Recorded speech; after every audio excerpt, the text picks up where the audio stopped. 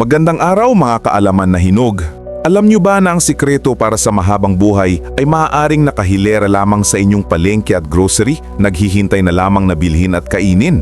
Kaya sa video na ito, ibabahagi ko ang 10 prutas na siyang magpapahaba at magpapaganda ng inyong buhay. Manatili at panoorin hanggang dulo.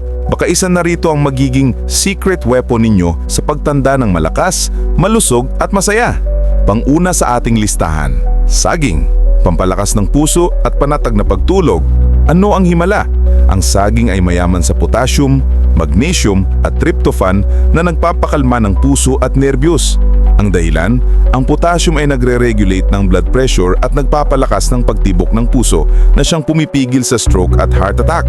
Ang tryptophan naman ay nagko-convert sa serotonin at melatonin, ang hormones na responsable sa mahimbing at kalidad na pagtulog. Ang magandang tulog at malusog na puso ay direktang nagpapahaba ng buhay dahil binabawasan nito ang stress at pinapabuti ang overall health. Ang payo ko, kumain ng isang hinog na saging araw-araw, lalo na sa umaga. Pwede itong kainin bilang merienda o gawing smoothie kasama ang gatas at oatmeal. Para sa mas mahimbing na tulog, kumain ng isang piraso isang oras bago matulog. Ang balat ng saging ay maaaring ipantapal sa mga paso at skin irritation bilang first aid. Pangalawa sa ating listahan, pakwan, pampalinis ng bato at manlaban sa init ng katawan. Ano ang himala?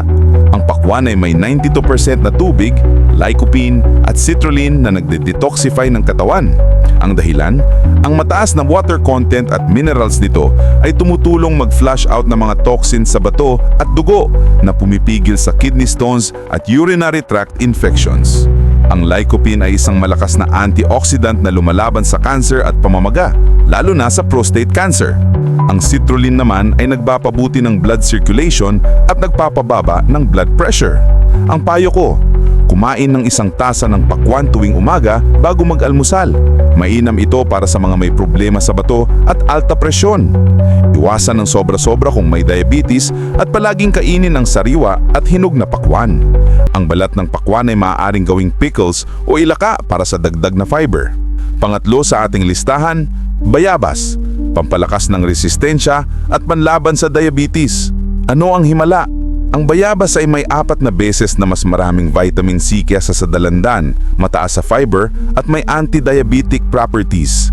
Ang vitamin C ay nagpapalakas ng immune system laban sa infeksyon, samantalang ang fiber nito ay nagpapatatag ng blood sugar levels at nagpapabagal ng absorption ng sugar sa katawan. Ang mga dahon ng bayabas ay may sangkap na nakakapagpababa ng blood sugar levels. Parehong itong mahalaga para maiwasan ang mga komplikasyon na nagpapabilis ng pagtanda tulad ng nerve damage at heart disease. Ang payo ko, kumain ng bayabas na hilaw bilang merienda ng 2 beses isang araw. Para sa mga diabetic, ang dahon nito ay maaaring ipakuluan at inumin bilang tsaa araw-araw bago kumain. Ang murang bayabas ay maaaring gawing juice o ihalo sa smoothie kasama ang ibang prutas. Baka naman po, bilang maliit na tulong nyo na rin po. Kahit like lang po dito sa video at subscribe okay na po. Maraming salamat po. Pang-4 sa ating listahan, papaya, pampaganda ng panunaw at paningin. Ano ang himala? Ang papaya ay may enzyme na papain, malakas na vitamin A at folate na mahalaga sa overall health.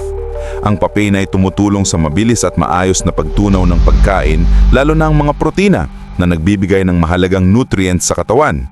Ang vitamin A naman ay nagpapanatili ng malinaw na paningin at malusog na balat. Mantalang ang folate ay mahalaga para sa nerve function at mental health. Ang maayos na digestion at magandang paningin ay nagpapanatili sa inyong aktibo at malusog sa pagtanda. Ang payo ko, kumain ng hinog na papaya tuwing almusal na may kaunting kalamansi. Pwede itong isama sa oatmeal o cereal. Para sa constipation, uminom ng papaya juice sa umaga bago kumain. Ang mga buto ng papaya ay maaaring tuyuin at kainin bilang antiparasitic. Pang-5 sa ating listahan, avocado, pampalusog sa utak at puso. Ano ang himala? Ang avocado ay puno ng malusog na fats, vitamin E, potassium at folic.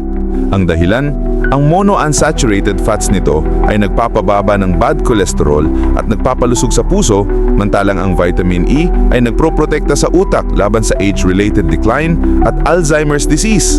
Ang potassium nito ay nagre-regulate ng blood pressure at ang folate naman ay pampalakas ng memory at cognitive function. Ito rin ay naglalaman ng lutein na mabuti sa mata. Ang payo ko, kumain ng kalahating avocado araw-araw. Pwede itong ikalat sa tinapay, gawing salad o ihalo sa smoothie. Ito ay mabuti sa mga senior na may memory problems at heart conditions. Ang avocado oil ay maaaring gamiting panluto bilang mas lusog na alternatibo sa mantika. Pang-anim sa ating listahan, dalandan, pampalakas ng mga ugat at buto. Ano ang himala? Ang dalandan ay sagana sa vitamin C, calcium at antioxidants.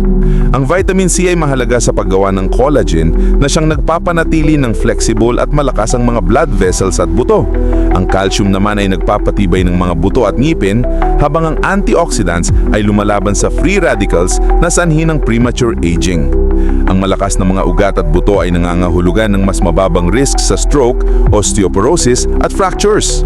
Ang payo ko, kumain ng 1 o 2 dalandan araw-araw, lalo na pagkatapos kumain. Pwede ring itong gawing juice ng walang dagdag na asukal. Ang balat nito ay maaaring ipakuluan at inumin bilang tsaa para sa mas maraming benepisyo o kaya naman ay gawing candied peel bilang merienda. Pang-7 sa ating listahan, mangga, pampaganda ng dugo at balat. Ano ang himala? Ang mangga ay mayaman sa iron, vitamin A, beta-carotene at vitamin E. Ang dahilan?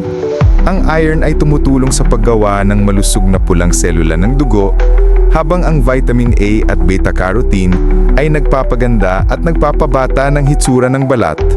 Ang vitamin E naman ay nagmo-moisturize ng balat at nagpapabagal ng aging process. Ang magandang sirkulasyon at malusog na balat ay mga palatandaan ng mas mahabang buhay at mas magandang kalidad ng buhay. Ang payo ko, kainin ng mangga sa katamtamang dami, mga 1 piraso araw-araw tuwing season nito. Piliin ng hilaw kung may diabetes. Pwede itong gawing salad, juice o ihalo sa smoothie. Huwag sobrahan dahil maaaring magdulot ng pangangati at pagtaas ng blood sugar. Ang dahon ng mangga ay maaaring ipakulo at inumin para sa diabetes at asthma. Pang-8 sa ating listahan, pinya, pampagaling ng pamamaga at rayuma. Ano ang himala? Ang pinya ay may bromelain enzyme, vitamin C at malakas na anti-inflammatory properties. Ang bromelain ay epektibong nakakapagpababa ng pamamaga sa mga kasukasukan at kalamnan na siyang sanhi ng rayuma at arthritis. Ang vitamin C naman ay nagpapalakas ng immune system at nag-aayos ng nasirang tissues.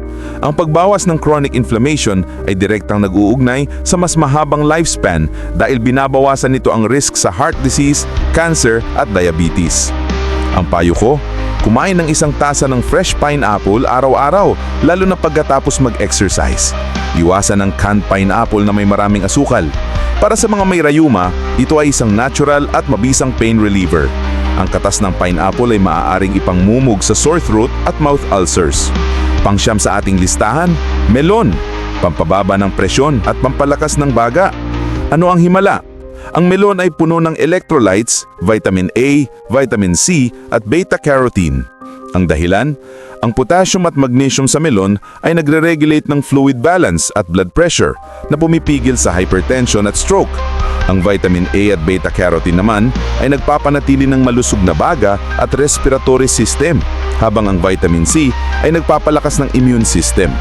Ang malusog na puso at baga ay critical para sa mahabang buhay, lalo na sa panahon ng pandemya. Ang payo ko, kumain ng melon bilang merienda sa hapon o bilang dessert pagkatapos kumain. Pwede itong gawing fruit salad, juice o ihalo sa yogurt. Mainam ito para sa mga senior na may hika, bronchitis o mahinang baga. Palaging piliin ang sariwa at mabagong melon. At ang pang-10 sa ating listahan, strawberry, pampaiwas sa cancer at sakit sa puso. Ano ang himala? Ang strawberry ay may ellagic acid, anthocyanins at antioxidants na pumipigil sa cell damage. Ang ellagic acid at anthocyanins sa strawberry ay aktibong lumalaban sa paglaki ng cancer cells at nag-aalis ng plaka sa mga arterya. Ang mga antioxidants nito ay nagproprotekta sa mga cells laban sa oxidative stress na sanhi ng premature aging. Parehong itong nakakapagpababa ng risk sa dalawa sa mga pangunahing sanhi ng kamatayan sa mga senior. Ang strawberry ay mayroon ding folate na mabuti sa brain health. Ang payo ko, kumain ng strawberry ng 2 hanggang 3 beses sa isang linggo, lalo na tuwing season nito. Pwede itong isama sa yogurt, oatmeal o cereal. Piliin ng sariwa, maberde ang dahon at walang sira. Ang strawberry ay maaring i-freeze at gawing natural na ice cream o smoothie para sa mas masarap na paraan ng pagkonsumo.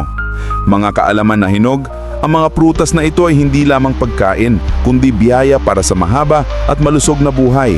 Sana ay sinimulan nyo na ang pagbabago sa inyong pagkain upang maranasan ang mga himala ng kalikasan. Ibahagi ang kaalaman na ito sa inyong mga kapamilya at kaibigan. Maraming salamat po at God bless po sa ating lahat.